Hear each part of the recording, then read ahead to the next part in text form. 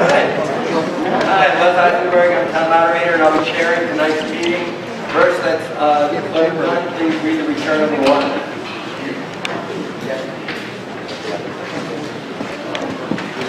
The mic's not working. Stand here.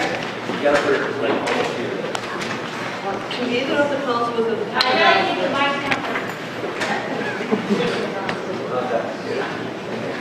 think the mic's not working.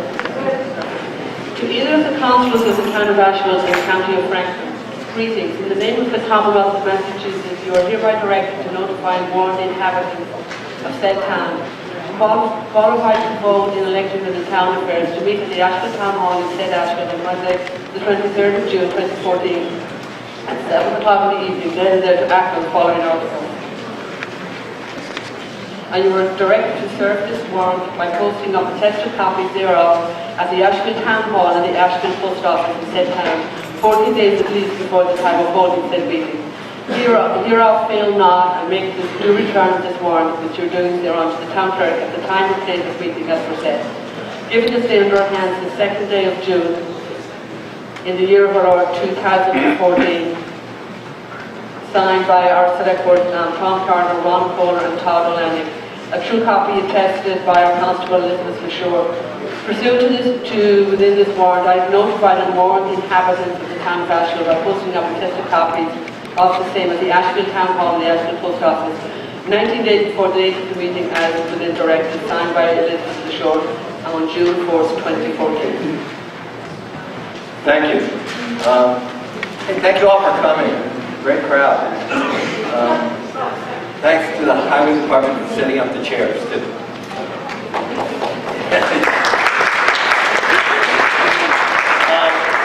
As we're required to do, there are 4 exits, fire exits. I want to introduce the front table. I'd like to introduce our town clerk, Nancy Dunn. And yeah, let's hold the applause so that we can. Everybody's going to be applauded mentally. Mary Fitzgibbon, our administrative assistant. This is the first time Todd, our new select board member, moved from the bleachers to the box seats for a town meeting, which is great. Select board chair Tom Carter, vice chair Ron Kohler. We are honored and grateful to have Representative Stephen Kulik here tonight. As you know, our bylaw says that anyone who's not a town resident can't speak. Is there any objection to hearing from those who represent us in the legislature to speaking? Any objection? Good. We'll be happy to hear from them. Our Senator Ben Downing is here, and we're very grateful. And Dan Johnson is here representing Congressman Neal.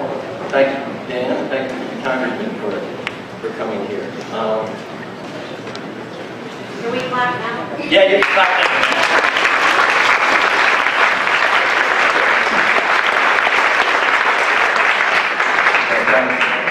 Thank you. I also want to thank in advance our tellers. We will be counting votes tonight on both articles. And our tellers are Nina Kohler, Doug Cranston, Caroline Murray, Lynn Taylor, Gypsy Schwartz, Ricky Carroll. Thank you in advance for your service as tellers tonight. I want to let everybody know that this is going to be recorded both by video recording and by audio recording, so you are alerted to that fact. A couple of things just logistically. Because of our numbers, I thought it better to sort of change the way that we customarily do things. And what we've done is we've set up 2 microphones, so that after a motion is on the floor and seconded, people can line up, so that I don't have to make a list of who's up next and be embarrassed when I don't remember your names and that sort of thing. You can just line up here, identify yourself and where you live, and that's how we'll proceed. People will be in line here and there, with the other microphone on the other side of that aisle. And I'll just bounce back and forth from the 2 microphones. I'm going to limit people to 2 minutes. I haven't used this for about a decade, but I'll limit speakers to 2 minutes. And what we're going to do is people can speak once. Now, by our bylaws, you're permitted to speak twice. But nobody's going to get a second chance to speak until everybody's had a first chance to speak who wishes to speak. So that's that. And the final thing, I'm really sorry to have to do this, but I have to make a disclosure by law. And I've done it in a 2-page document with the form that's required by the Ethics Commission. It's on file down in the clerk's office. And it discloses that I am in a butter to the high-tension lines. So our land, Marcine and I have land, our residential real estate dog legs around our neighbor's land and abuts those lines. So that means I have a potential, not an actual yet, obviously. Financial interest should either our land be taken and there be compensation to be paid, or if there's a devaluation or if it affects the value of either our assessment or our real estate, then none of which is going to affect how I conduct this meeting. So the law requires that I disclose that to you, which I just did, and I did it in writing, and you can read a more detailed disclosure. And now I'll get on to what we're going to do. So, that's it. The final thing I want to ask, we can do this 2 ways, as you know. Number one, I can reread what you have in your hand. Then I ask for a motion, and somebody can move reading what you have in your hand, so we can hear it a couple of times again, although you have it in your hand. So, unless anybody objects, we'll waive the reading, which we have the authority to do, and we usually do at our town meetings. Anybody object? Okay, and then the movers can move it as read. And I've written, and that would save us a lot of time and then we can get to business. So, on Article 1, is there a motion? Yes.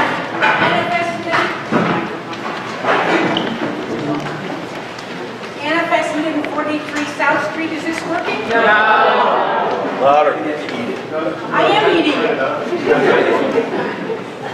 Anna Fessenden, 43 South Street, can you make it louder? I'll try it. Anna Fessenden, 43 South Street.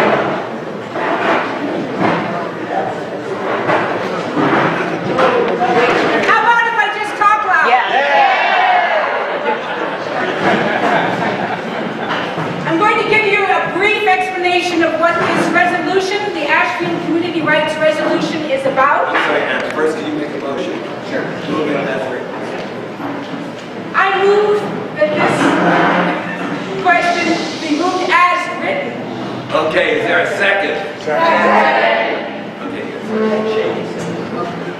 This resolution calls upon our elected officials to adopt rules or laws that assert the authority of the people who live here to permit or to prohibit external corporations from developing large-scale infrastructure projects which affect our commonly shared environment. And by that I mean our water, our soil, our wildlife, and our air. It further calls upon our officials to ensure that any law that is adopted... God bless them.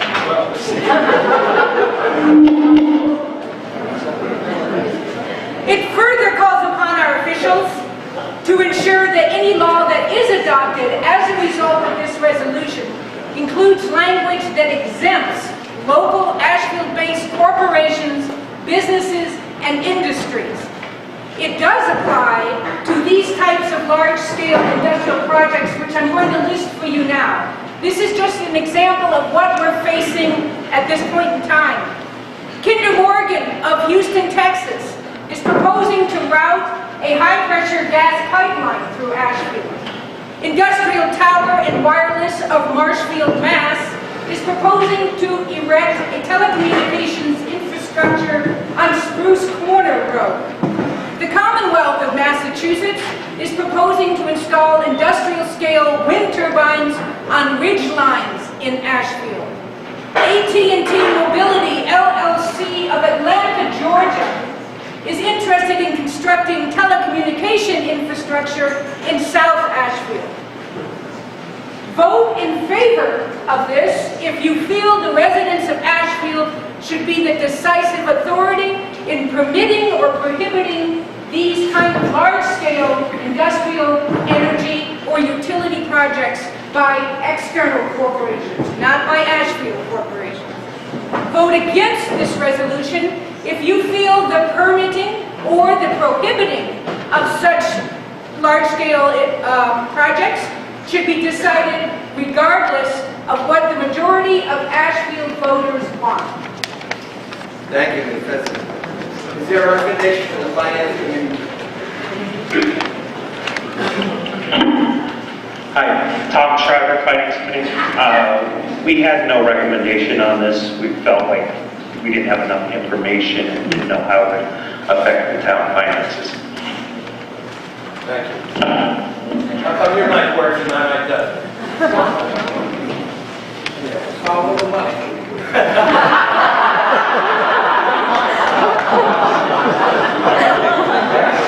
Okay, discussion. Now at this point, anyone who wishes to be heard on the matter, we have 2 microphones here and I invite you to line up. Identify yourself and where you live and talk, and I'll push this button and make sure that it doesn't exceed 2 minutes. Stand back. Right in front of the speaker. That's what was wrong? I think it works. I'm Tom Loya, I live on Cape Street, lived there for, well, we're going on 40 years now. My mother is here, she's lived there longer yet, off and on, and her mother before her, so we've been part of the town of Ashfield for a long time. And I actually run a corporation. Now I know that there is a provision in this bylaw that exempts restrictions on corporations if they are owned or operated by Ashfield citizens. But this is still a very restrictive bylaw that I want you to fully understand may preclude options that are very necessary for the citizens of Ashfield in the future. The Loya family owns a hill across Cape Street from our household, and we have had University of Massachusetts do a study up there in the last couple of years to find out if there was potential for wind energy utilization. And this was under a grant program of the Commonwealth of Massachusetts, but it is not industrial wind. It is what's called community wind. It's a whole different category of wind power. It represents a different legal structure, and the benefits of community wind is just that. It's for the community. I foresee this as being for a few 2, 3, 4, 5 local utility meters. I would suggest it would be useful for the school department and the wastewater treatment plant, large users of electrical power. The power will be generated here in town. It would be wheeled to these other entities. But under this bylaw, we could not ever have a local power production project like this. This power project is larger than the Loya family could ever take on. There's a nonprofit out of Springfield which has proposed to do this, but they would not be allowed to propose to anybody in town or to approach any user of electricity in town under this bylaw because this is forbidden. So I'm sorry I can't tell you more. Thank you. I'm surprised. I thought there were going to be lines of people who wish to speak. I just want to point out this is not a bylaw proposal, right? I just want to point that out. That would require a different notice and 2/3 majority, and this is not a bylaw change that's being proposed. Wait, does that change what he just said? No, I made it up. Mr. Grant.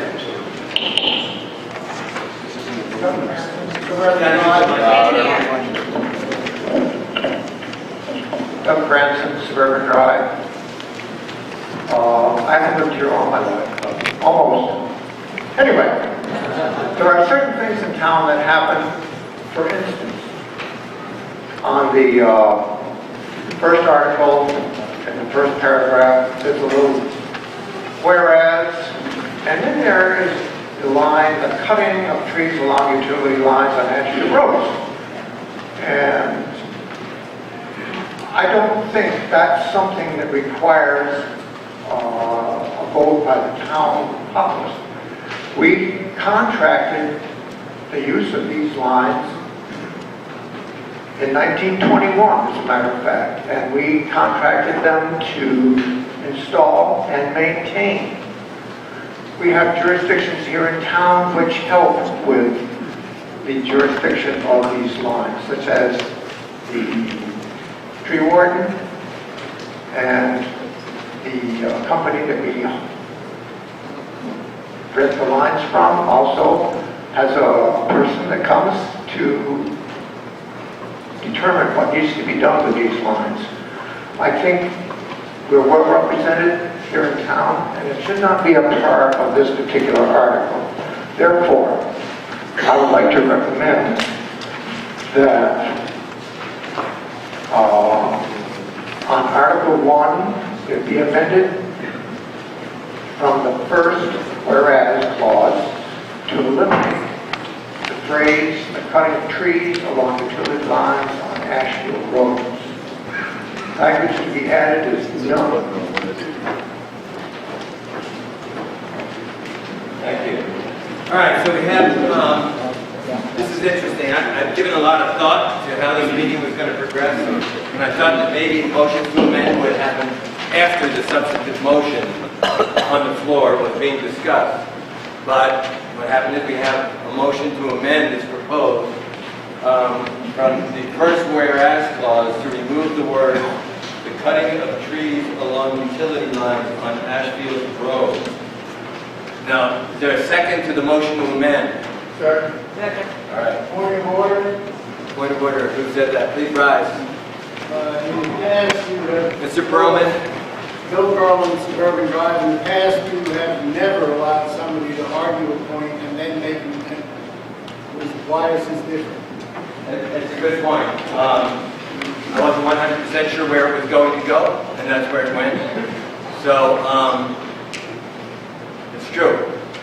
In the past, what I do is I don't let somebody argue and then make a motion. I have them make a motion, and then we discuss the motion. Mr. Perlman's right on calling me on that. Mr. Cranston, where did he go? I'll tell you what I would prefer to do. I'd like to hold your amendment. I promise you we'll get back to it. And we'll discuss the substantive motion and try not. If we try to wordsmith by 200 people, I hope somebody brings us breakfast.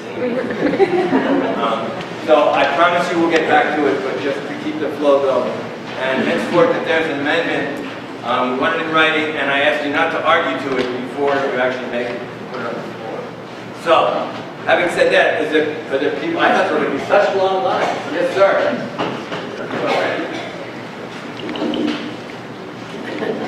I didn't bring the mic up to you. Better than many numbers. Good evening. I'm Bill Scape of 81 Smith Road. I would like to call your attention to the phrase other large-scale projects. And there are a number of examples. My concern and objection to voting in favor of this is that phrase, other large-scale projects, is so vague as to be almost without use and enforceable. I recognize that we're calling on the legislature to define what this means and to promulgate regulations. However, it's just the kind of phrase that a lawyer would love to see if it becomes a town bylaw. Just the kind of phrase that a lawyer would like to see. Time's up. No, you have plenty to say, but that's fine. This is not a bylaw revision. Right? Right. I'm passing a resolution, it's not a bylaw. Right. I need that conditional. If it becomes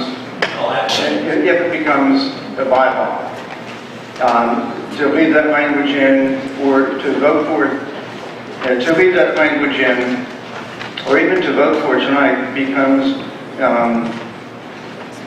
a question of what we're voting for. There are examples which about which we would not, probably not quibble. But what is a large-scale project? How do we define that? I think this needs a little tweaking, reworking before we... Thank you. Yes, sir.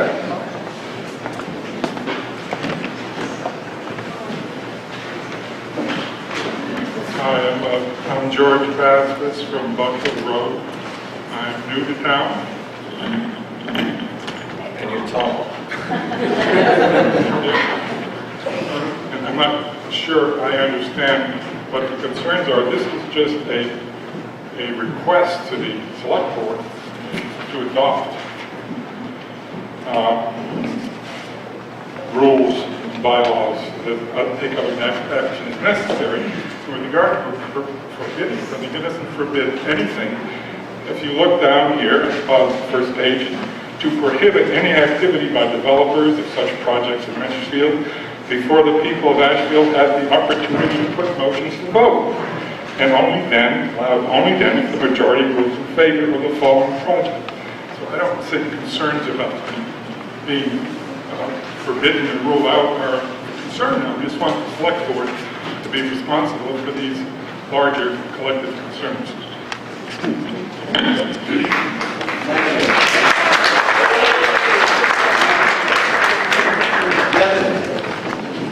Right, so this is an issue that people have passionate feelings about. I'd ask you to refrain from applauding or not, because we want to encourage everybody to be able to voice their concerns.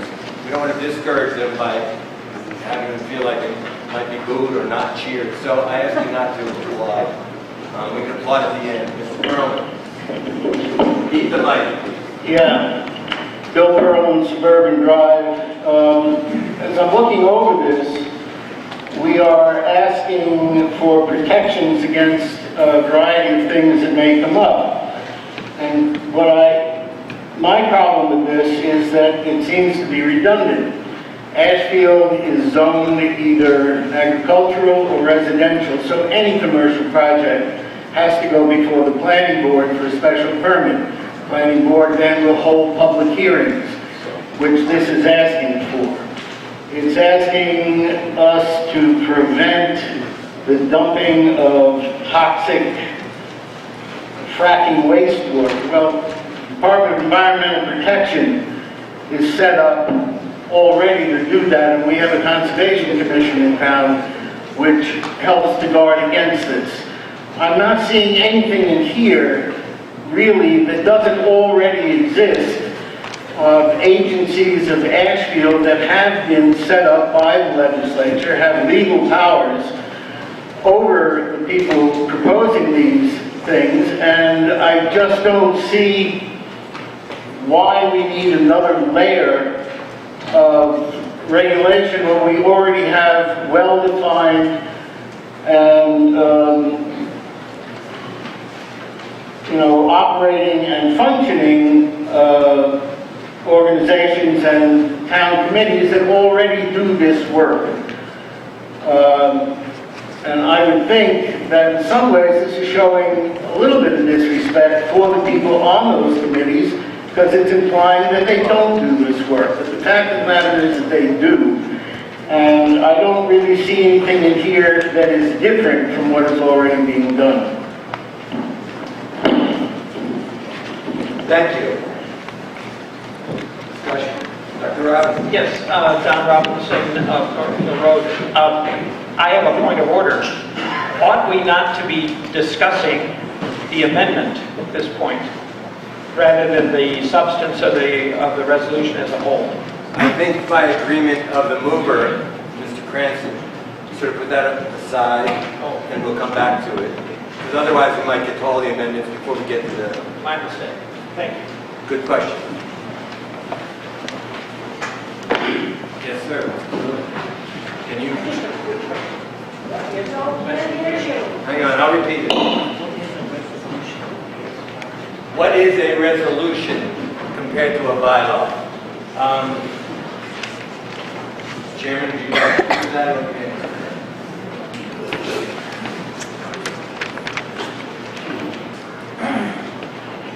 The resolution that we're talking about tonight, I believe, I haven't talked to legal counsel about it, but historically, when we make a resolution, it allows it to be in print and to be public, that the town takes a position.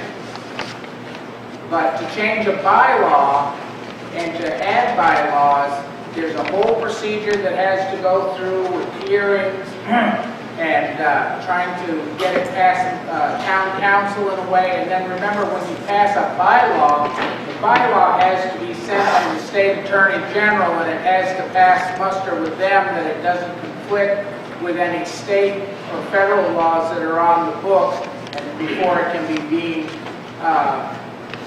a town bylaw.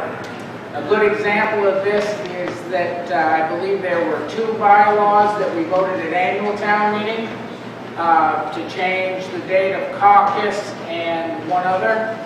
And those were sent. We voted in the affirmative to do that. As a town, it went to the Attorney General, and just this week, the Attorney General came and said those were legitimate changes to the bylaws. So it's quite a difference, but I mean, what I believe that we're discussing tonight is to find a spot where, if not unanimously, but at least a majority of the community speaks with one voice on a particular position. I think that was well explained. I would also just add that bylaw requires a 2/3 supermajority, whereas what we're doing tonight is a simple majority. And what we're doing tonight is exactly as the Chairman said, which is expression of the town's feelings. It's not a bylaw which is set in granite. I don't see anybody. Mr. Moderator? I think Ms. Guston's coming to the head, Mr. Carter. No, that's Ms. Guston going now. I'm Michael Epstein from Main Street. One thing I wanted a point of information. A resolution is therefore non-binding legally. All right. I could call on our legislators to speak to federal preemption issues, and you like them?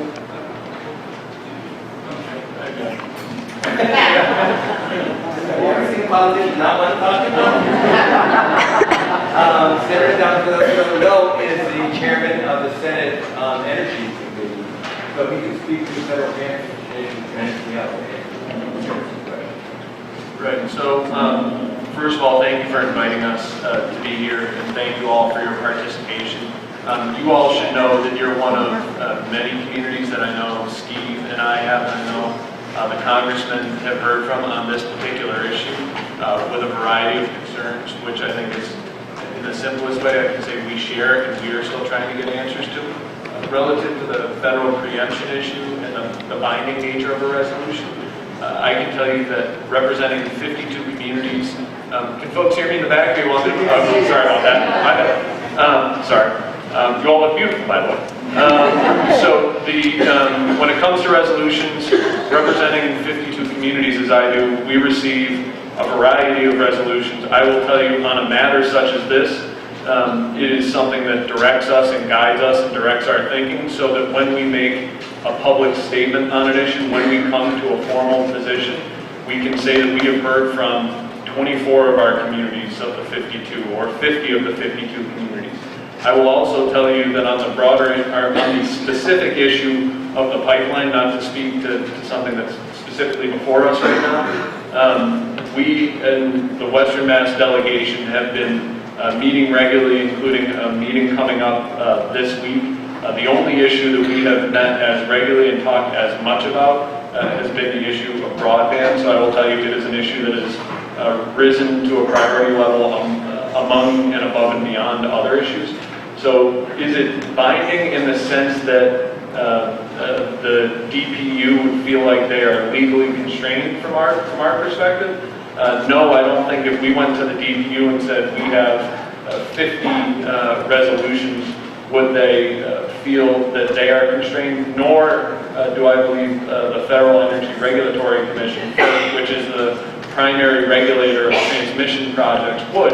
However, I do believe it helps build both public awareness and support, and can help us make the case to try and at least heighten the level of review, if not stop the project. So I think it has a role to play, but it cannot control that because of the fact that the federal government has made those laws which preempt ours.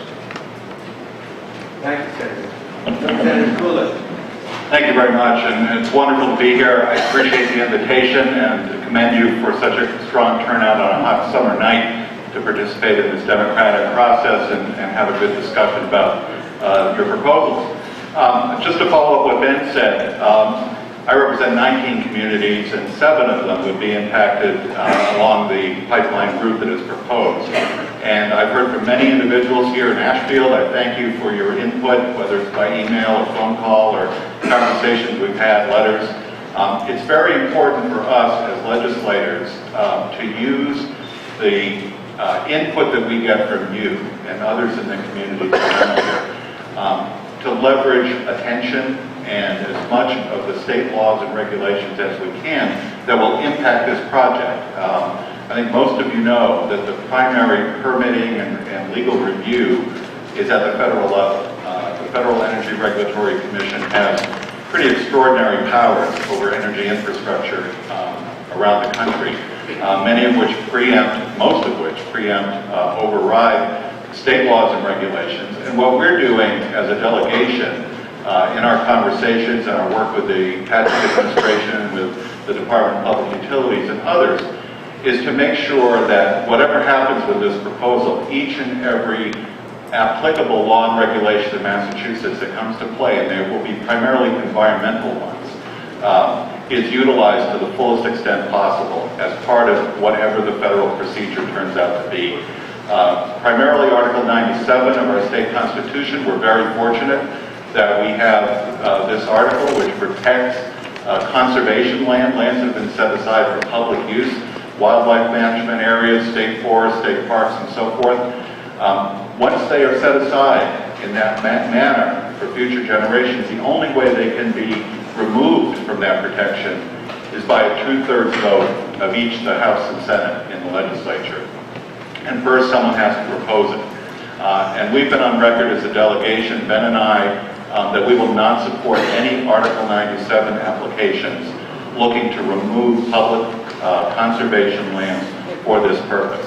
We will absolutely fight that in the legislature. And your support of that is important to us to make the case not only to state agencies, but to our 200 colleagues in both the House and Senate, if that should come to pass. So resolutions are a sense of your town, a sense of the meeting, those of you assembled here tonight. And while they may have limited impact in terms of binding law, they are an important way for you to exercise your voice and your opinion. So we appreciate whatever decisions you might make here tonight. Thank you. Mark. I'm sorry, now that I got that information, is it okay to make a comment? Yes, it is. Okay, I must say that I appreciate Mr. Perlman's opinion quite often. However, something that, the way I interpret this is motions in the future which might have something to do with this would not come from a committee, or not necessarily from a committee. It could come from the general public, which is quite different from coming from a committee which has a few members. And I must say that a lot of people don't vote for those members because they're not informed enough. It's not a question of apathy, or maybe they don't support the people who are running for those positions. But in any event, by putting a motion to all of you, the public of Ashfield will have a lot more of a say in this. Now, if I'm interpreting this wrong, I would like some clarification, maybe from the person who moved the motion or somebody else who is just as knowledgeable.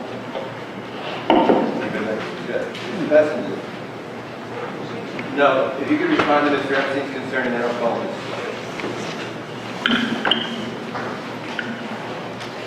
I think he stated it very well. Thank you. This first of all, I do want to also clear up the resolution thing. The point is simply for us to make a statement, and hopefully our elected officials will act on it. I share your concern about letting the existing agencies and committees figure this out and decide this for us. I think a situation like the pipeline and some of these other issues are too large. And I also am very concerned about the fact that when a corporation comes into town and starts going door to door and soliciting to lease land or survey or buy land, our officials aren't notified.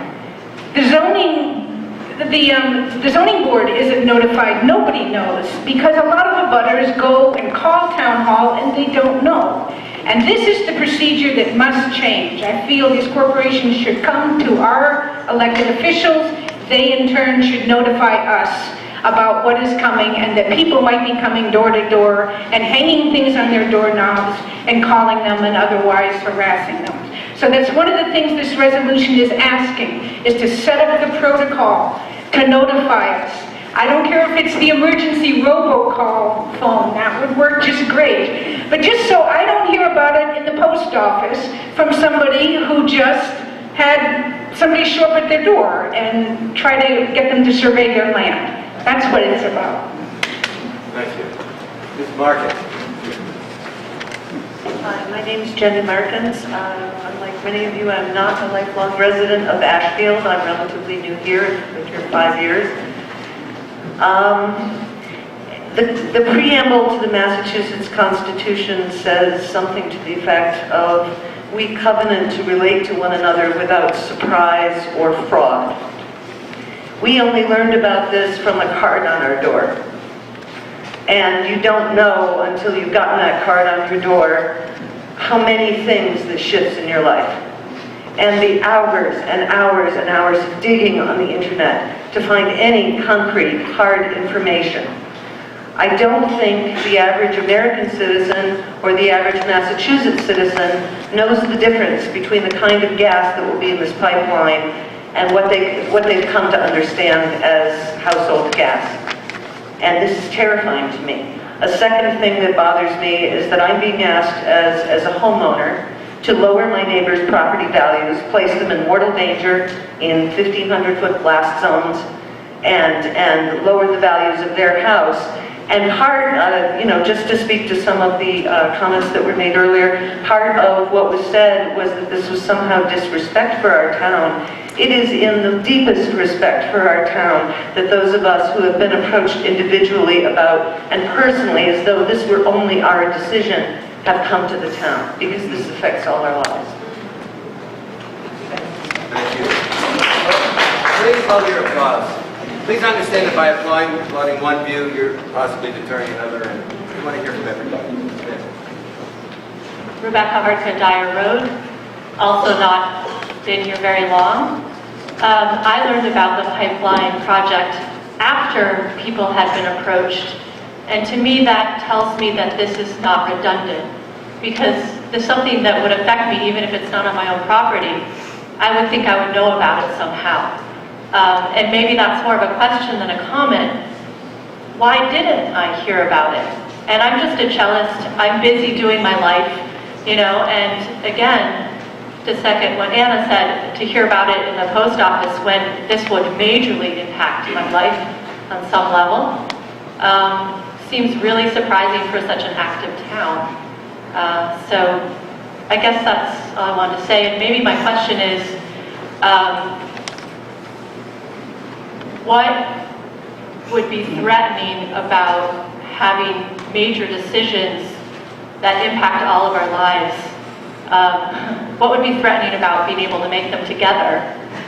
And what would be threatening about having some power against these big companies and the federal government as a group and a collective in making decisions about our own lives? Thank you. Sir, are you in line? More question, comment? Mr. Carter, sorry.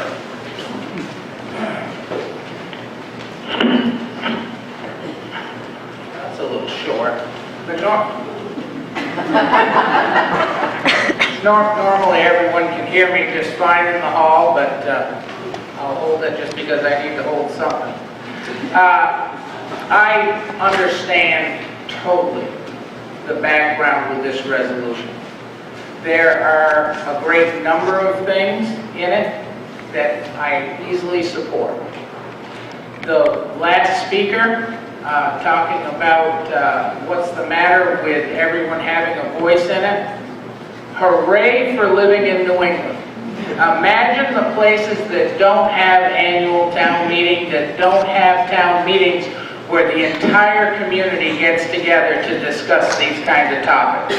Hooray for living in New England. In an effort for full disclosure, on this resolution, it's really asking the select board to do a lot of things that the statute doesn't allow us to do. We can take positions, but we can't arbitrarily make rules. Is it a real tripping point for me? Not really, but I just want everybody to know that, especially Todd, since it's his first time on this side of the table, that when you take the oath, you don't get superhero powers, okay? Okay, there are laws that govern what town officials can and can't do, and a lot of that is derived from town meeting. Matter of fact, 100% of it is. I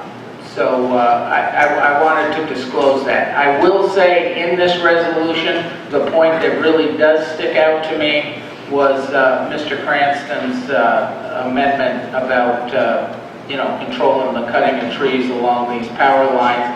And it's purely a selfish type thing, because in January at 4:30, 5 o'clock, if I get up and I can't turn the light on or the furnace isn't working, it bothers me and the rest of you more probably. So, but that might be the point that would really be a tripping point for me. So, thank you. Thank you. Mr. Cole. David Cole, Phillips Road. I want to point out that we have a second resolution that specifically addresses the pipeline. I am very much against it, and I think that that would be an excellent opportunity for us to express as a community a resolution against that sort of development. But I'm concerned that this resolution is too broad, although I very much appreciate the intent of this. And in particular, I just am concerned, as Mr. Perlman expressed, that the wording would undermine the activities of many of our elected representatives. As a democracy, we elect members, participants of the planning board, for example, who, and as somebody said, we don't have the time to learn all of the details about everything. And I think some things would grind to a halt if the whole town had to come together to approve a lot of the different activities that are listed here, where it says to prohibit. To prohibit all sorts of things that are relatively commonplace activities, and we have elected representatives that take on that expertise to learn how to make good decisions. If we don't like the decisions that they make, we can vote them out of office. But I think that I'm concerned that this is so broad that if we were to enact this sort of, if we were to enact the activities that this resolution suggests, that we would be burdened by far too much work to vote as a whole town on many relatively small issues. Thank you.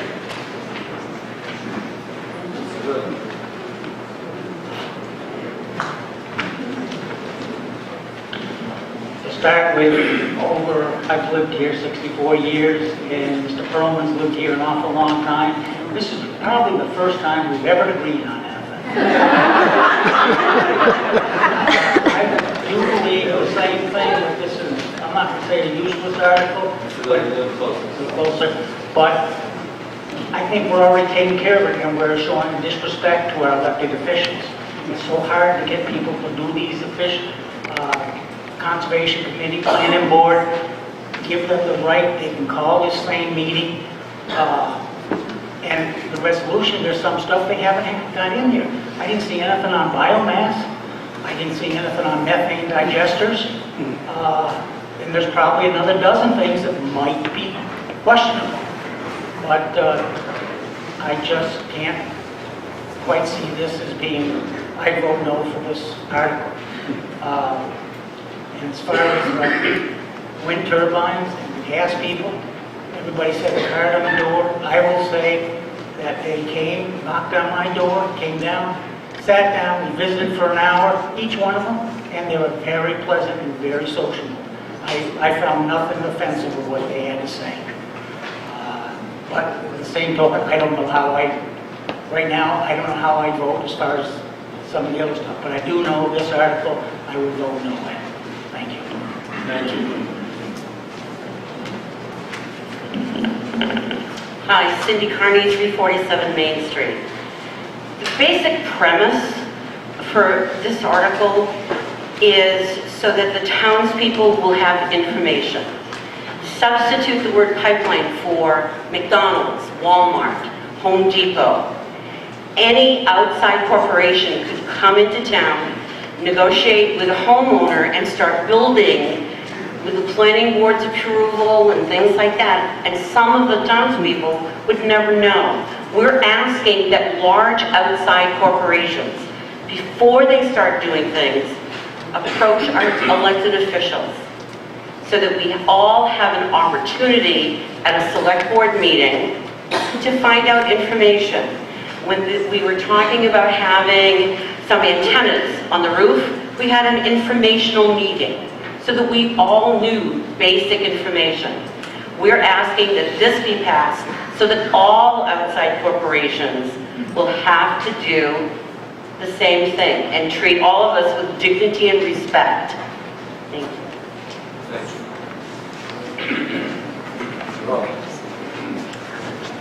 Chris Rawlings, Dyer Road. I just would like to ask for a little more clarification about conservation restrictions, and it sounded like that was the best line of defense for any kind of development in general. Could I ask for more clarification on that and conservation restrictions in general? Somebody want to speak to that? On the state side, on Article 97 land, if there is a proposal to remove a parcel from Article 97 for any number of different reasons, even if it's going to be supplanted by an additional proposal somewhere else, so even if the parcel were to be made whole in some way, to be taken out of that protection requires the filing of legislation. It then requires votes of 2/3, both in the Senate and in the House. So something that we as a delegation have already committed to, and something that we believe is an absolute non-starter, and I think at a point where we have some leverage, is that we will not support, nor would we file or vote for it. In fact, we would actively oppose the filing of legislation to remove, for instance, while we're talking about one part of the pipeline project here, Kinder Morgan actually has another part of a project proposed in the southernmost portion of my district that would actually go through the Otis State Forest. So to do that, that would require generally the state senator and the state representative who represent the Otis State Forest to file legislation and then advocate for it among our colleagues. That's not something that me and Representative Nattelli and I will be doing, and it's not something that we would do if it would be required for the path for the pipeline. There have been any number of different proposals that we have seen about potential routes that would require exactly that. That's where the state has some leverage in all of this process. Now, I think it's fair to say we've got conflicting reports about where that leverage comes into play if FERC grants the powers that it could to this specific project. So I think we still need to understand that better, but we at least feel like that is somewhere where we have some leverage in this whole process at the state level. Thank you, Senator. Mr. Rawlings, okay? Yes, thank you. Ms. Lee Schwartz? Hi, good evening, Tirtalia Schwartz, 305 Sears Road. I've thought a lot about this, I guess is it a resolution, thank you. And I've decided that I'm probably going to go vote for it, and I just wanted to explain why. It's not a bylaw, it's not binding, but I think that it gives us another opportunity for community voice. It gives us another opportunity to come together and to discuss issues that are relevant to the health and welfare of our community. So I'm going to support it. And I understand the objections that people have raised, but because it's not binding and because it just, I think, gives us another voice, I'm in support of it. Thank you. Cool. Nina Kohler, Bailey Road. I'm kind of repeating what Tertulia said, but also in response to what the representatives and senators said, FERC are the people we have to be frightened of. And if it just gives us one larger voice, then that's worth it for me. Even if it just gives us a bigger presence as a town when it comes to the federal level, because obviously our local level, they're standing behind us on these things, and they care about where we all live. They don't care. So this is a bigger voice for us, and I think we ought to stand behind it. Thank you. Tamara Sloan, Phillips Road. I'm supportive of the last two folks who spoke, but I have more of a historical question. Are there other, what are some other resolutions that the town has passed that we might perhaps illuminate more how this affects our town council? Haven't we passed others? Seems to me we've had several.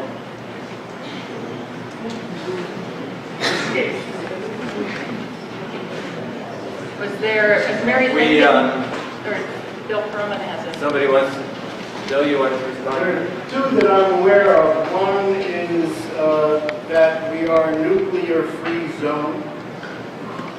And the other one is that we are a domestic violence-free zone. Right, those are the two that I remember as well. And I just want to echo that we've passed these kinds of things before, and it's more an expression of a sentiment of how we feel, and not a binding thing that we clearly have a whole lot of power to absolutely stop. Thank you. Dr. Roberts. Yes. I am eager for all the reasons that others have mentioned, and I won't repeat, to get to the second resolution here, the second article, where we address the matter of the pipeline. I think we need to speak loudly and clearly, and our representatives have indicated that they're eager to hear that voice if we're going to raise it. On the first one, I'm troubled, to be honest, for reasons that many have mentioned, but I think back to our experience in the 1990s when we were had dithered for a number of decades and continue to dither about whether we were going to build a wastewater treatment plant or whether we were going to continue to put it into the stream that flows through our town. And we had worried about that and fretted about it. My predecessors on the select board had for decades, and I understand in dealing with the state it was very difficult and so on. But I think for us to insist that we are free to continue to put that into the stream that flows through our town would have been a terrible thing to do. We need, in other words, sometimes some superintendents, somebody that has the larger picture in mind of how we ought to be treating the water that flows through our town. There is more at stake. It was mentioned a moment ago about how we come together as a community, but we also are part of a larger community, in this case the Commonwealth, and the responsibility we have for the Commonwealth's waters. So I'm really kind of ambivalent about this first one. I hunger to get to the second one, which is what's important, I think, here to talk about tonight. Thank you. What we're going to do is we're going to hear from the House, and then we're going to return. I'm not going to dither any longer. I'm afraid to dither. So we're going to return to Mr. Cranston's motion to amend the House.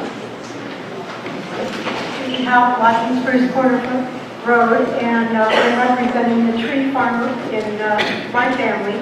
And I'd just like to speak to the tree issue here. Some years ago, I was on the road committee, and it came to our attention that the standards for road building in the eastern part of the state do not work well for the western part of the state. And I'll give you an example. When the state was offering money to repair 116 going into Plainfield, they were going to take down those 2 rows of beautiful maple trees on either side of the road, or they weren't going to do the road. And so we petitioned and got them to agree that the standards for the eastern part of the state did not match the standards for what we need for roads in the western part of this state, and they agreed. I really would support leaving the protection of trees in this resolution for just that kind of a scenario. If they wanted to come down Main Street and take down all the trees that we have paid for and replaced because our width standards or our parking is not wide enough or whatever, we need to have a vote to maintain the tree line in our community. Thank you. Well, that's, I think, a good segue. I hope Mr. Murray isn't waiting. I'd like to go to Mr. Cranston. Motion to amend right now. Mr. Cranston, who was the second? There was a second. Second. Okay. So the motion was, and we have a copy of it written here, was to remove from the first whereas clause the words, quote, the cutting of trees along utility lines on Ashfield Road, end quote, to delete that language. So I'd like to hear discussion about that. Mr. Cranston, I didn't mean to make it come up. I'll see if there's discussion on your motion to amend, as opposed to the main motion. Who would like to speak to whether or not that amendment should happen? Point of order. Point of order.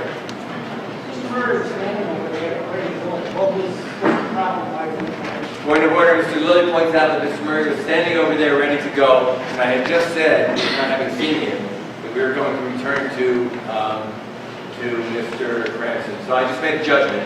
I promised Mr. Murray when we return to the main motion that he'll be the first to speak. But thank you. So, on the motion to amend, who wants to speak, if anyone? Motion to amend by deleting the language, cutting of trees along utility lines on Ashfield Road. Yes, Ms. Besson. I saw a hand back there. Could you come up if you're able to? I am responsible for putting that phrase in there, and I think it's because the last time that Remco started taking trees down in Ashfield, I felt that many of the people I see in this room today were extremely upset. They had trees taken out in their front yards. They weren't necessarily informed. In my family's case, we had beautiful old hardwood cut down and thrown into a place that we couldn't even retrieve them for cordwood. My point in putting it in there is that we be told first, we be notified first. Again, I'm not saying we can't do these things or forbid these things. Let's set up the system so that we are notified in a proper way by our officials first.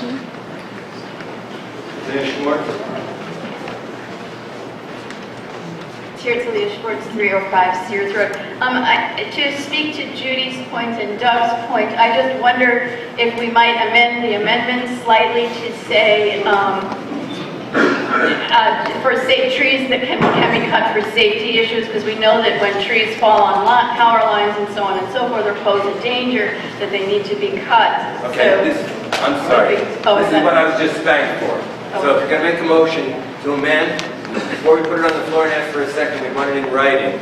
So you're moving to amend. I'm just asking a question if they considered, if he considered that.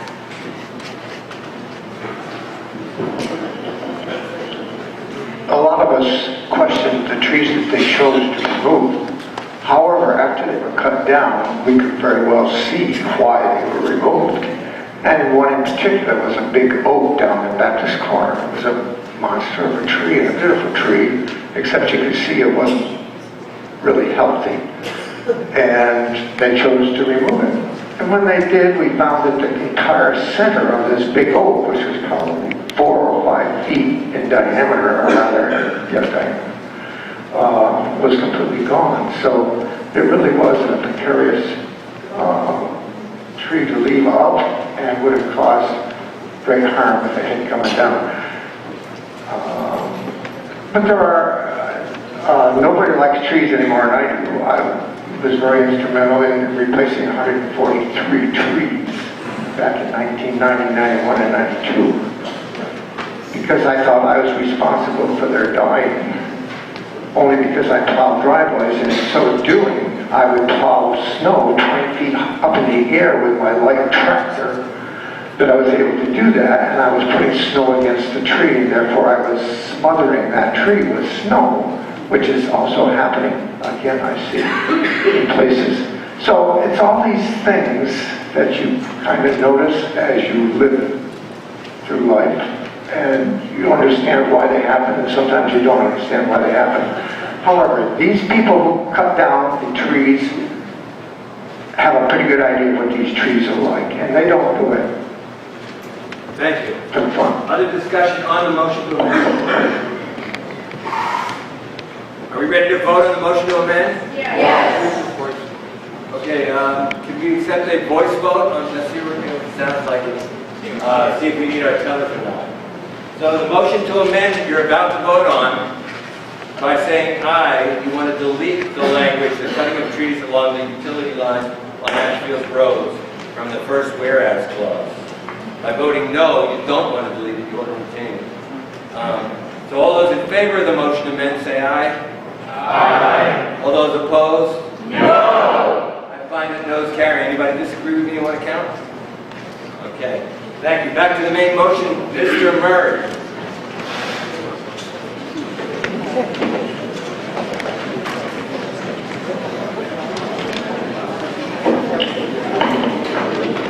Ted Murray, Strohacker Road, Ashfield.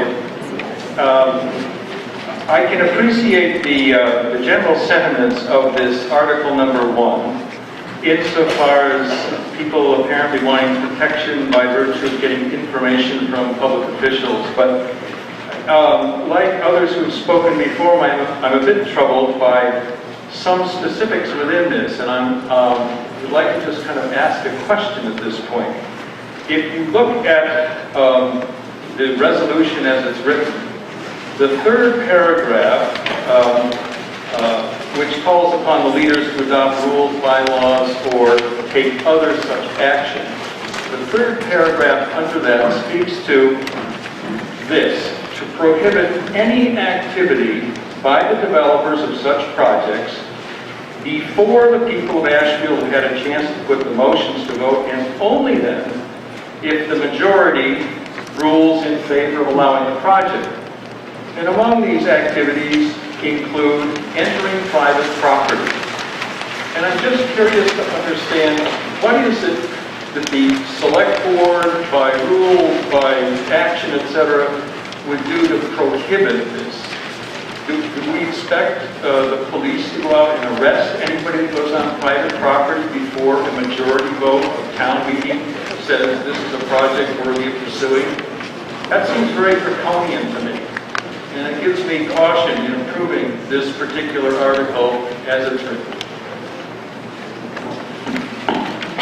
Thank you.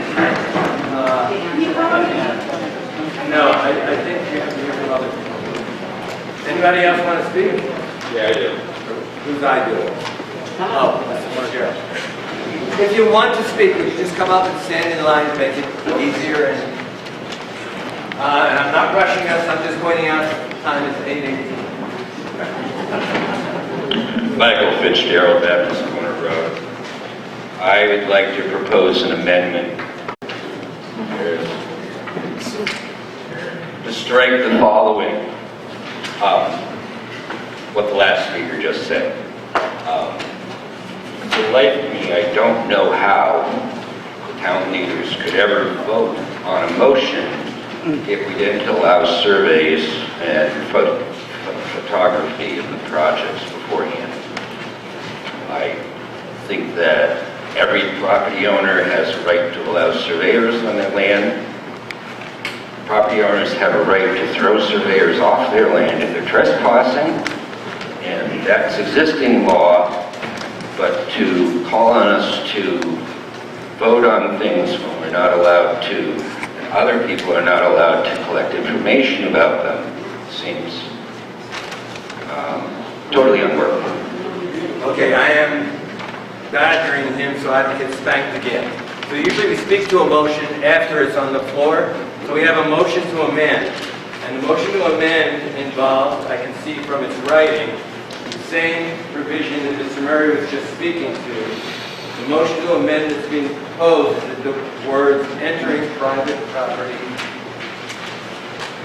surveying, photographing private property, negotiating leases be deleted from the third full paragraph after the therefore clause, which begins to prohibit.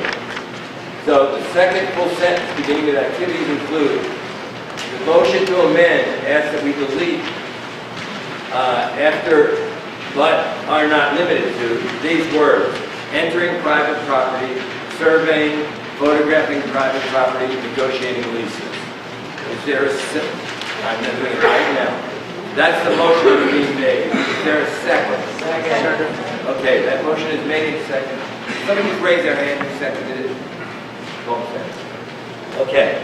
So discussion on that motion is just heard. Thank you.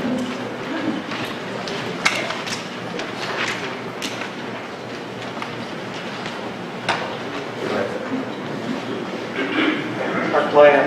Michael, what does negotiating leases have to do with the entering private property, surveying, and photographing private property? I didn't understand the connection between those two.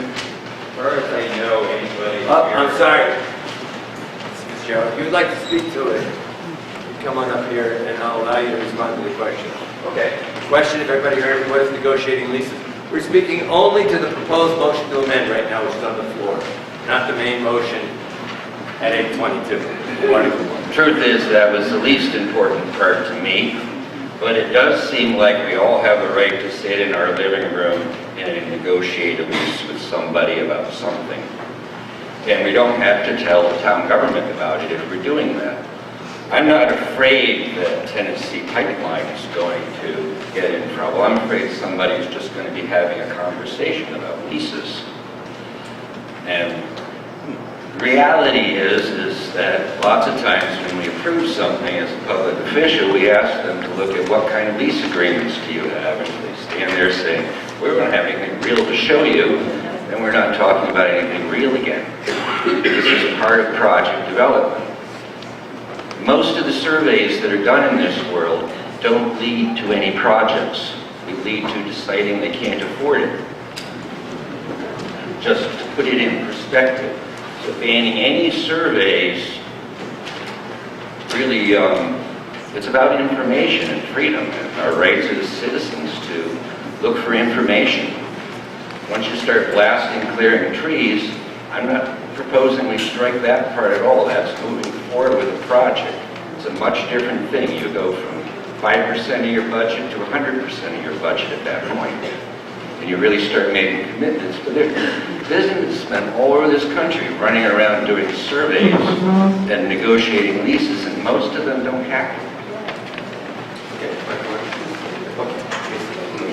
You got a follow-up? Yeah, well, I understood your point very clearly, Michael, about information gathering. But it seemed to me as this is addressing large, quote, large outside corporations, not exactly sure what that means, that negotiating leases is different than gathering information. And that's why I was questioning why they were connected that way. Thank you. Further discussion. Mr. Lilly, on the motion to amend.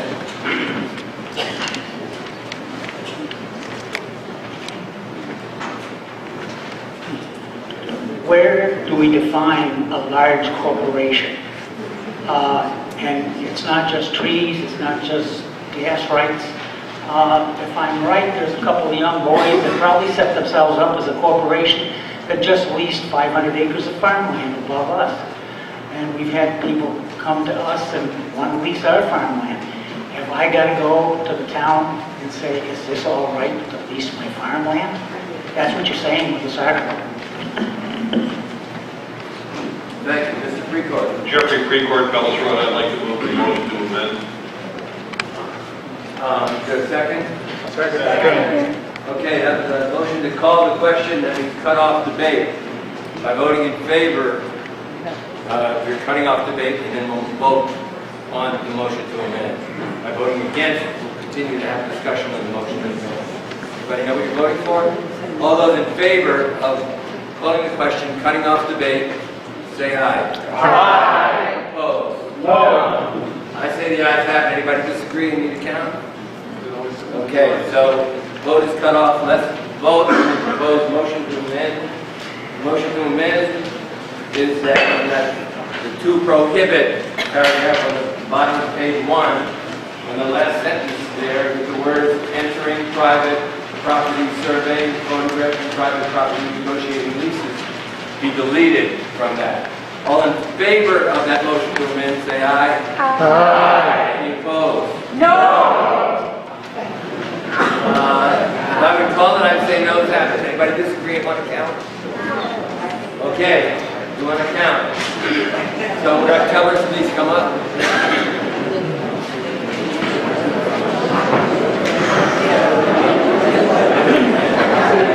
All right, folks, before you start chatting, wait a minute. Excuse me.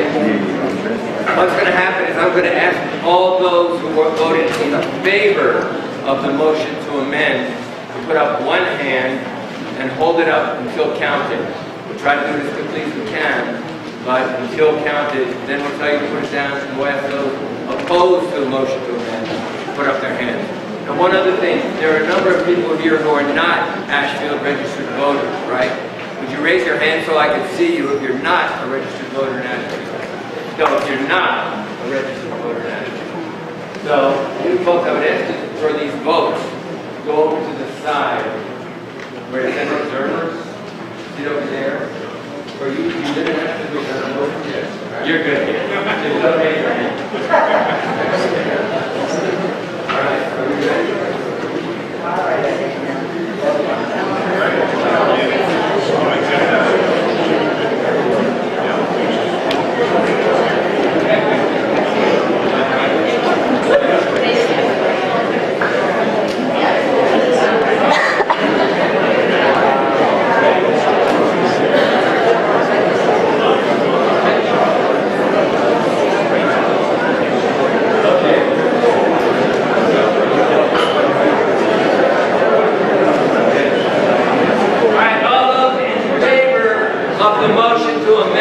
That means you wish to delete that language that was proposed. Please raise one hand and keep it up until counted.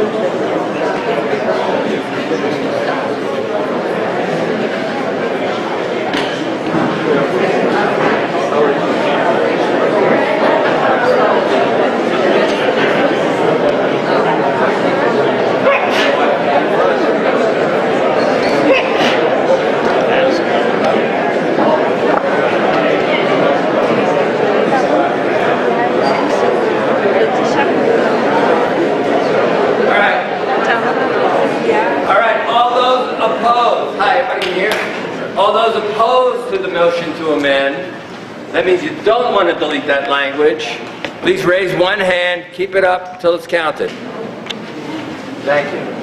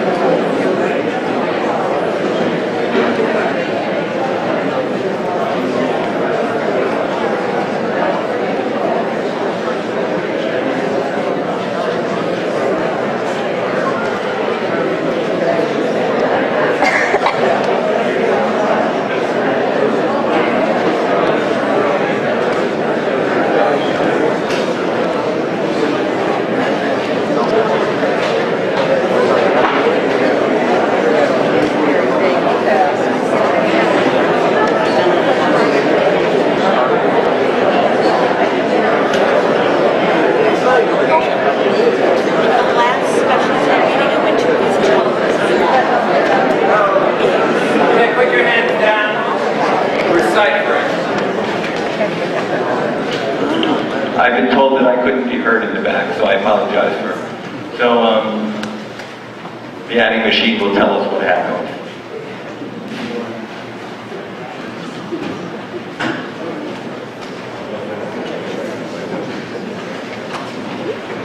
$123 in favor of the motion to amend. 79 opposed. 79 opposed. The motion carries. Back to discussion of the main motion. Without that language. So, are we ready to vote? Yes. I'd like to move the question. Mr. Meyer. Kurt Meyer, Baptist Corner Road. I'd like to move the question. You'd like to move the question means I think we have a motion to call the question. Yes. Second. Is that seconded? That's non-debatable, non-amendable, requires a 2/3 majority. That means cutting off debate. All those in favor cutting off debate and voting on the main motion in Article 1, say aye. Aye. Opposed? No. I say that I have it. Anybody want to count? No. I got yelled at. Okay, then we go to the main motion. Let's try that again. Or should we do it by hand count? We do? All right, I'm hearing no. All those in favor of Article 1 as amended by deleting the language we just chose to delete, say aye. Aye. All those opposed, say nay. Nay. I say the ayes carry. Anybody need a vote? Count? All right, thank you. Article 2. Is there a motion? Merrill. Thames Merrill, Creamery Road. Mr. Moderator, I move the question as written. Is there a second? A brief explanation, please. A brief explanation. This resolution is a statement of opposition to the proposal to construct a high-pressure gas pipeline through Ashfield. The pipeline would transport fracked gas from neighboring states, would enter Massachusetts in Richmond, and run the length of the state to Drake, Mass. The opposition stems from the risks Ashfield will take on including the financial burden of having our utility rates increased in order to pay for the pipeline, and the threat of eminent domain Ashfield landowners face if they don't want the pipeline on their land.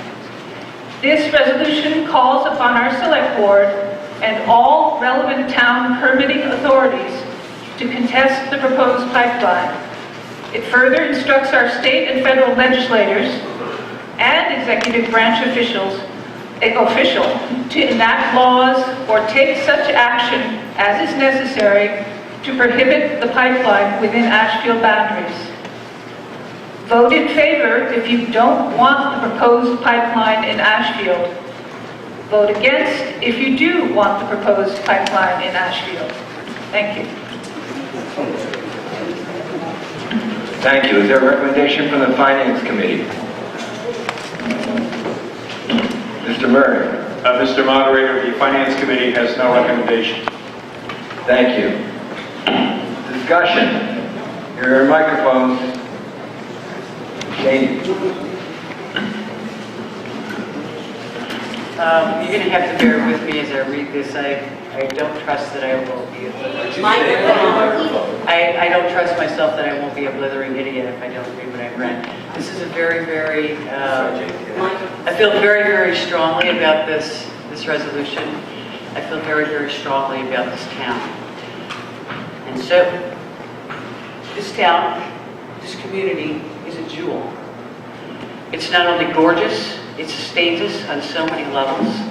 On any given Saturday morning from now through mid-October, we can go to the farmer's market on town common for our vegetables, our bread, eggs, yogurt, meat, fruit, and cheese. We get to watch amazing theater productions. There's an incredible fall festival, a massive undertaking, innumerable volunteers that not only provides entertainment and good food, but a place that brings folks together to celebrate who we are and what we have to offer, which in this town is considerable, given all the gifted artists. It's also a major fundraiser for scholarships to assist our young people in pursuing their dreams. There's a hardware store that provides anything practical, practically anything, which came in particularly handy when we lost phone service during the ice storm, and they've managed to put together a variety of rotary phones for folks to borrow. I don't even know how Satch and Laura got to that store that morning. Their road was, from my perspective, impassable. At any rate, there's a film festival that provides an opportunity for any and all to bring to life what they imagine. We've even been known to hold inaugural balls. This is a community that nurtures the likes of a Lily Wells and a Violet Rawlings, who wrote an extraordinary Memorial Day speech, a speech that clearly reflects a value for our way of life, from 8th graders, no less. Kinder Morgan proposes to run a pipeline through this community. They don't care about any of this. Their sole motivation is profit. We're actually considered a low-impact area in their eyes, suggesting whatever collateral damage there might be will be, what, no big deal? They can, through eminent domain, just take our property. For the greater good, they say.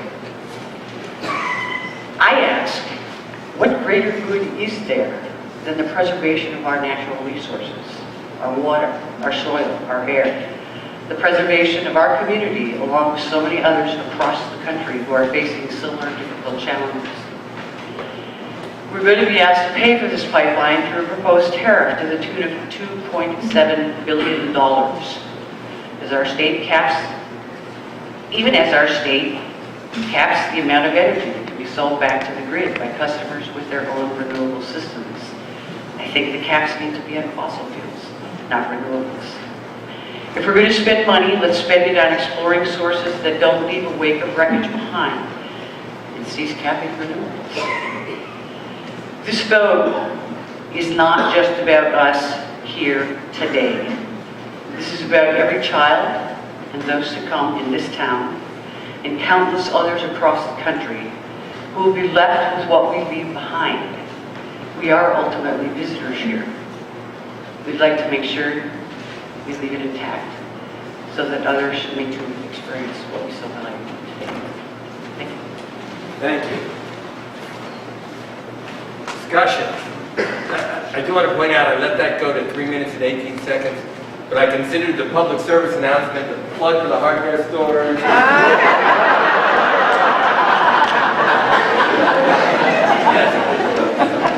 Mr. Gray, could you come up? Oh, point of order? Point of order. I'd like to ask the speaker to identify his name and address. Okay, Jane Shaney was, Jane Shady, Conway Road.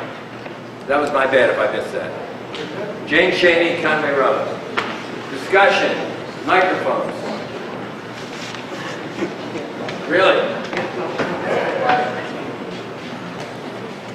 Please identify yourself. Hello, my name is Juliana Burton. I live on Bellingbrookville, 365 Bellingbrookville. I'm 22. I'm in college, not around here. I wrote a brief something. I don't study environmental science anymore in school, but I did for a little while, so I know a little bit about what's going on. And I also love this town. This town, the whole region, was built in coexistence with the beauty of our land. Our economic stability and our livelihood rely on the hills around us. I truly believe that the natural gas pipeline will ruin all that we have worked towards. The agriculture of this area, all of the many talented people who have worked towards the trades that they do here, the local businesses, the farms, the sugaring, and all of the tourism that it brings this area, all of the many, many talented people who built their lives in this area, cannot grow and thrive if this pipeline is run through here. Our land will no longer be beautiful and pristine, and we can't enjoy it, and our economic system that utilizes the tourism that our beautiful area brings will not thrive.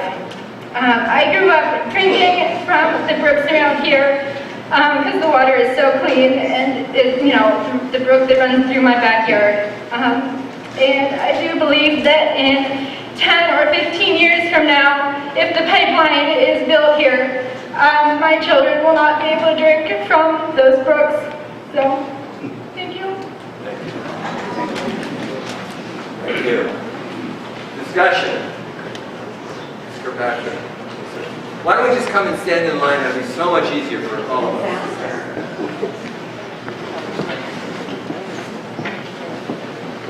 Want me to stand in line? Yes, I'm going to beauty before age.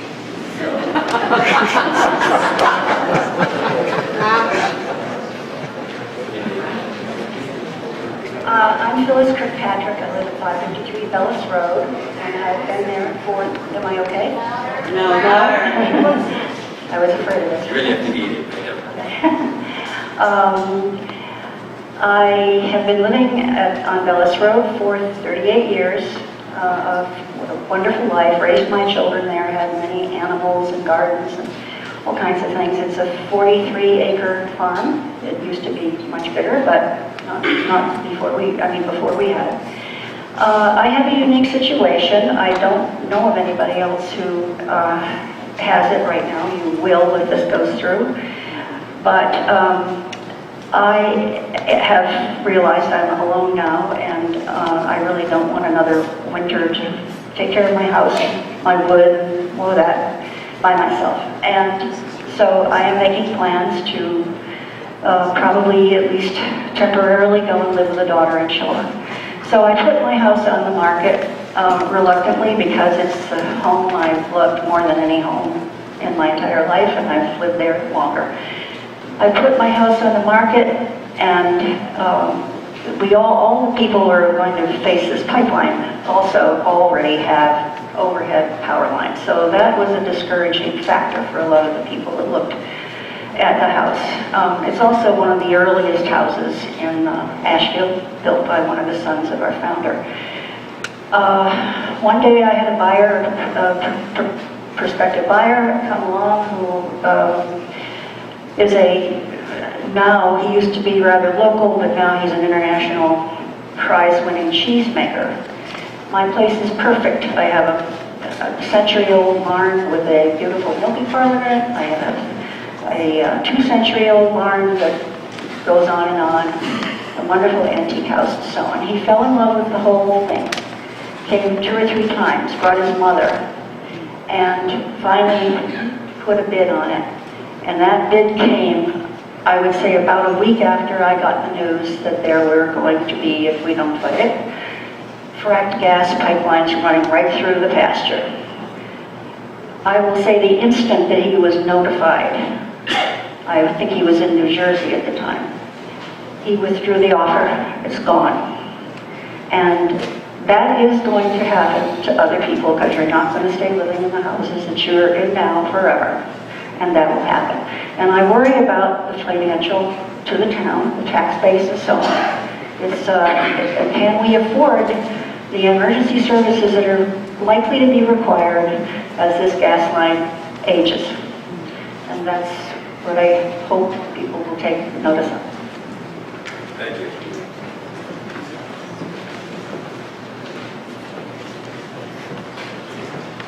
I'm Frank Carney, Bud Hill Road. I'm a newcomer of 35 years here in Ashfield. I have one paragraph to read. This is from the Boston Globe, Monday, June 9th, 2014. And it says, Kinder Morgan says it plans to file its proposal with the Federal Energy Regulatory Commission, which oversees interstate transportation of gas, and begin seeking federal permits by October. That's not that far away, this being July.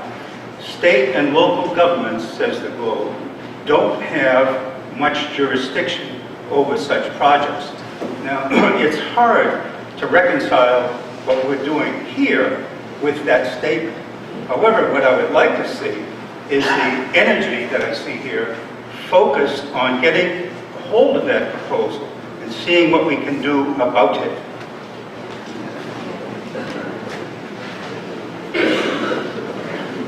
Thank you. Senator, would either of you like to say anything about that?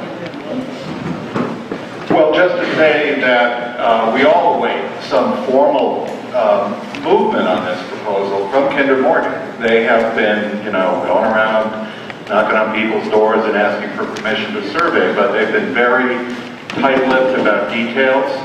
We have pressed them as a legislative delegation for answers to questions.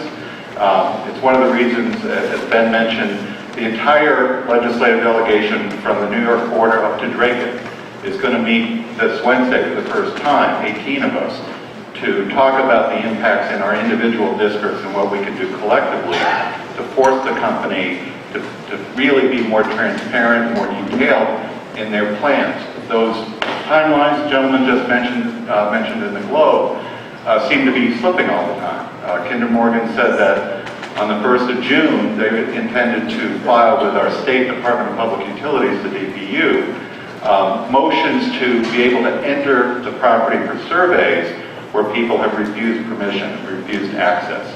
That's a serious first step, and we've been talking with the DPU about what that would entail in terms of a public process, the rights of landowners, what kind of hearing process, and information would be forthcoming. So it's true that when they file with the federal government, that sets up a whole chain reaction of processes, including at the state level with the DPU. We're waiting anxiously for them to do that.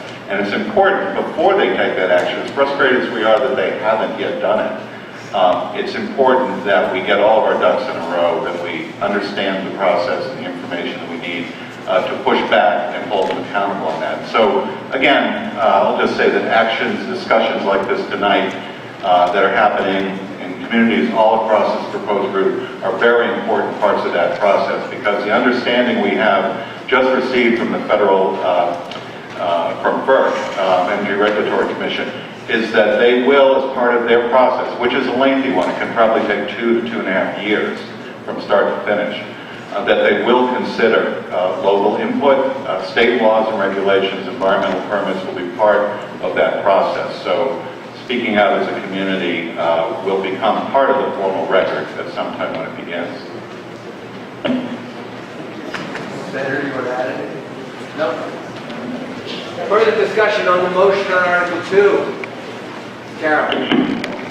I'm Ricky Carroll, Main Street. I've been here for almost 40 years, and looks really nice looking out onto the room tonight because there's so many people here. It's not often in town that we have so many people gathered. And I just want to add to this discussion that I'm not here just because of Ashfield and the people that live in it. I don't think that anybody, if we really think about it, are just here for Ashfield. This is a problem that's worldwide. I know, and maybe some people here know, that these large corporations are the government these days. They run our government. The more money that they put into the government, because they're now legally allowed to run the government and become the government.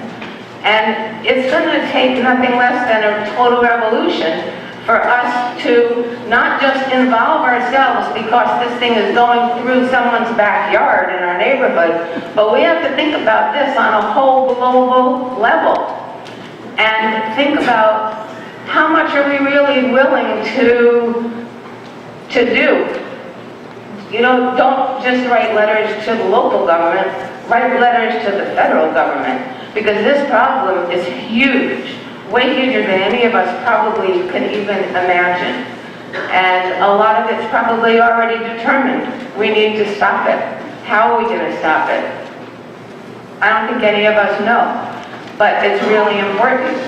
And I think that a lot of people in the room would agree, but there's probably a lot of addresses on the federal level that we could write to and say, we really have to do this not just to protect ourselves, but the water that might be contaminated here is the same water that travels all over the world.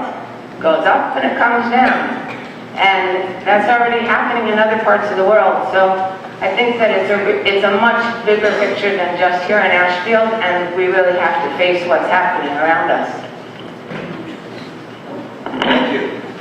Further discussion? Breaker one time. Oh, thank you. Mike's called Baptist Corner Road, 24 Baptist Corner Road. Something's really scary here. I agree an awful lot with what Ricky just said. And for Joe's benefit, I've been plowing snow since I was 7. But what I want to say is that I think that what we're doing here doesn't have any teeth. We already decided that. It has no teeth. It doesn't have any bite. We don't have any control of anything.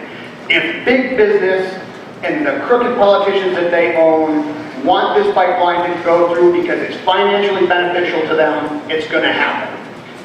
I don't know how we can stop it, because we've already decided we have no control. So the only way it's not going to happen is if we make it financially difficult for them to do it.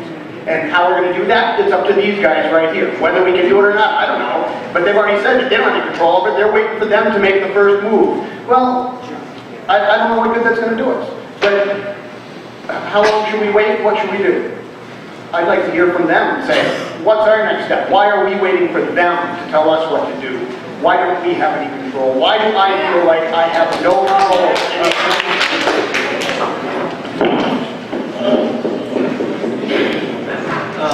So on the why are we waiting for them component of it, I share the frustration.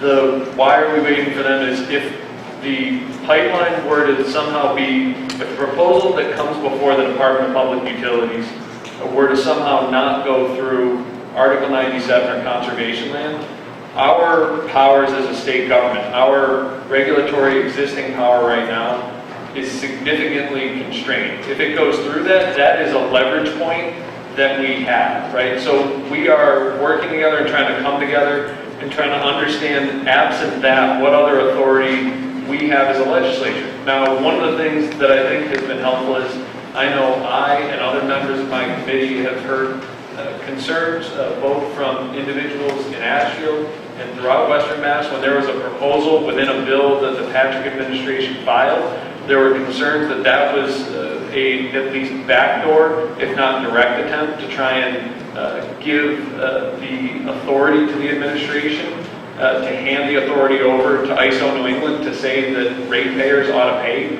for the pipeline. And as such, we agreed with them, along with Environment Northeast and other environmental organizations, and struck that language out. So I think that unfortunately, and right now, if we pick up the phone and we call the DPU, what the Department of Public Utilities will say directly to us is that there isn't anything before us right now, so we can hypothetically talk about what we will do if something comes before us. And they have given us some commitments on hearings. I think we need more commitments on those, and they have been at least open to ideas about different proposals that we have made, but they have not made full commitments.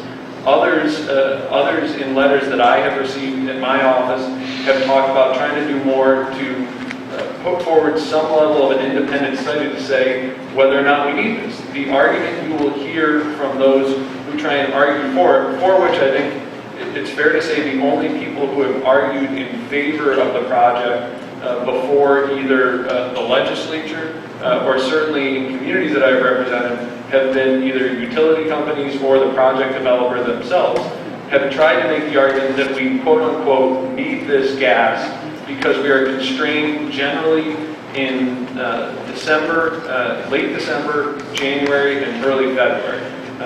Just for a second on our energy mix, about 50% of our electricity currently comes from natural gas as a part of our mix. And then certainly in those months, we use more natural gas for heating. So they are right that under our current mix, because you have to prioritize heating, then in the market, we pay a premium for that. There are many ways to solve that. Right? There are any number of different ways. Certainly, our progress on renewables is part of that way. I would argue that hydro is part of that way. Certainly, efficiency is part of that way. Hopefully, the gas leaks bill that we just passed is part of that way. Hopefully, the gas leaks bill that someone left information out there about that Senator Markey is working on is part of that solution. So I think part of us, if we are sounding reactive, it is first because it's not a process that any of us have been through before. So I don't mean to apologize for that. I want to make sure that as we collect information, we don't make empty promises to you that we can stop something, that we are collecting all that information and that we know where the different leverage points are within the whole process. So I wish we had been more out front on this. I wish I knew before Kinder Morgan ever thought of this, that I could have thought to put in place laws that would restrict it. I would argue maybe even that our Global Warming Solutions Act itself restricts it. But we haven't seen the application of those laws against a project of this type yet. So it is a different regulatory and legal environment than it was, at least based on the research that I've done about previous pipelines thus far. Thank you. Representative Cole. Thank you. I just wanted to add one thing to what Ben said in answer to your point about you can make it more difficult, expensive. This pipeline will happen if they can make money on it. And one thing that people can do is to make it a more expensive process for the company by making sure we follow every single possible law and regulation that can add scrutiny and add time and therefore add cost to the proposer. And that's one of the issues that we're working with the DPU on regarding, for those of you who don't know it, that if you are approached as a property owner for right to survey, and survey is a lot more than just setting up a transit and shooting a line. It can involve taking test borings, cutting trees, digging, doing all kinds of other things that can disturb your property. So it's a serious thing. But if people are, and they are refusing that permission, we're going to make sure, we're going to push the DPU very hard that they can override that decision of a property owner. I don't think that's right, but they have that ability to do that and allow the company to come on the property. But if they're going to do that, we are insisting on a very thorough and detailed hearing process that gives people the right to present evidence and so forth, and to bring those hearings out here, we're going to insist on as well. And so that can add cost and add delay, and therefore organizing now, before that formal proposal is made, can affect the ultimate business decisions that the company might make. Thank you. That's just one more point along those lines. Just so that to highlight that point, again, I have a second part of this project, or just a second project altogether, in Sandusfield and through the Otis State Forest. And working with the Berkshire Environmental Action Team, they brought to light concerns with the town and then brought them to me. We've since passed along those concerns to the Department of Environmental Protection's regional office and are working with them about whether or not certain water quality permits were pulled well, we believe they were not pulled, and there is no legal explanation or justification as to why they wouldn't have been pulled. And that adds to the broader record when we are advocating not only with our federal legislators, but to FERC as well. It at least requires them to ask a different set of questions, to go above and beyond, to again add time and scrutiny to the project as a whole. Thank you, Senator. Mr. Follow-up? Yes. I just want to say that it's pretty sad that here in the United States of America, our only line of defense is if they go through some national forest someplace, and that's the only thing we can do. That's right. It's pretty sad. Thank you. Here to Leah Schwartz, 305 Sears Road. We know from recent Supreme Court decisions that corporations have rights that they never had before, and that's unprecedented.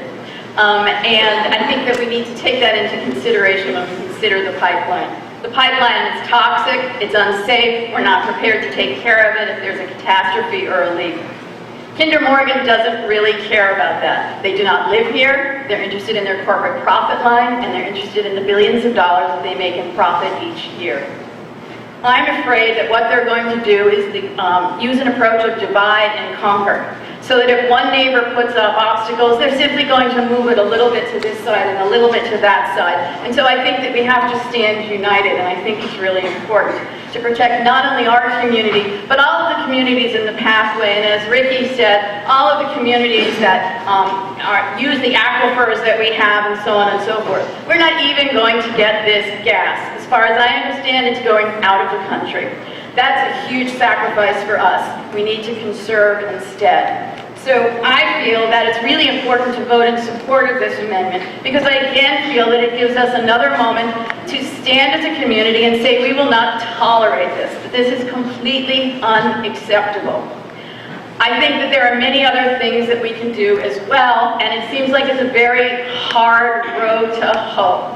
I have not heard from Representative Neal's representative, but I would like to in terms of if there's anything else on the corporate level. But I basically am urging everybody to vote for this because I think it's critical not only to us but to the entire state and any of the states that it passes through.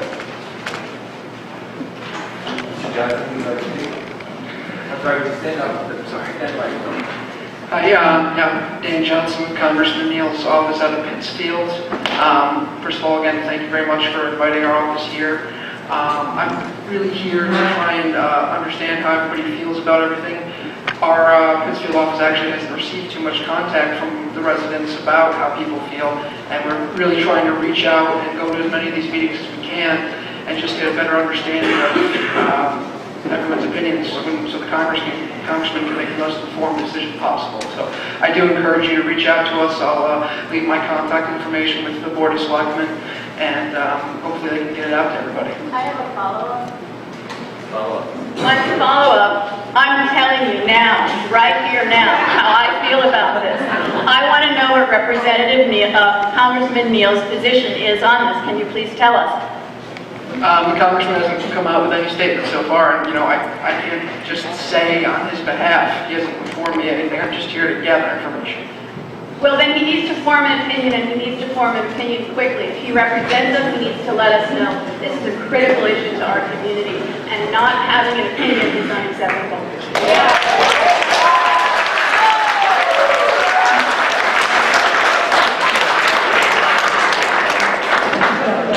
I just want you to know I spent $12 for this.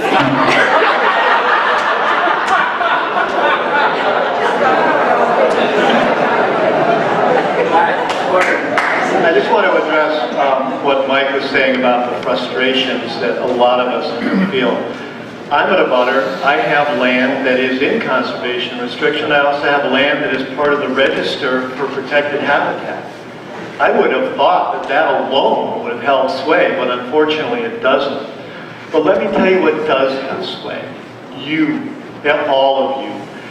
When they go for that FERC permit, that's called a certificate of public necessity. Public necessity. That means that they have to prove that it's needed, that the public, us, wants it and says we need it. But we can say, no, we don't. And you can say, no, you don't. And the reason you can say that is because all of you use natural gas. And you use it because you turn your lights on. And those lights are generated using natural gas. That makes you a user. That gives you a voice to tell our representatives, and thank you very much for saying that you would like to get ahead of this, because we implore you to get ahead of it. We are a little frustrated when we hear that our representatives aren't hearing from us, so they're not going to do anything. I think a lot of us feel that that's starting to move into unacceptable territory. Proactivity is really the name of the game right now. So you all can be proactive by saying no to this, and saying no as a user of natural gas because you use electricity. So let's send that message and be clear that we are the ones who are going to decide. And yes, the abutters do have, a specific say, but we all have the greater say. Thank you. Thank you. Helene Moyen, Cape Street. I'm a steward of our land. Our family has been stewarding the land and paying taxes on the land to the town for over a century. We hereby instruct, you are asking our opinion. Please let us give it to our legislators loud and clear.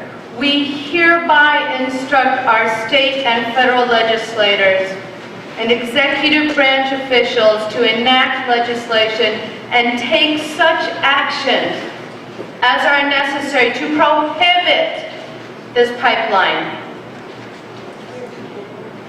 Senator Neal's office, I'm sorry that you haven't heard clearly enough from us. Townspeople, can we please tell our legislature clearly that we don't want it, we don't need it. Thank you. Thank you. Please refrain from doing that. We want this to be in order of the meeting, right? Sir. My name is Brian Kernan Dufresne from Steady Lane Road. And I'd just like to make a point of how many leaks do we need to have should this go through and the pipeline goes through? How many leaks do we need to have before Kinder Morgan says, oh, maybe this was a bad idea? How many properties need to be completely destroyed? How many houses need to be removed? How many homes that people have lived in for all their lives need to be torn down just so that one pipeline can go through? We on the fire department, I'm a firefighter for this town, we are not prepared for such an event of a rupture or an explosion.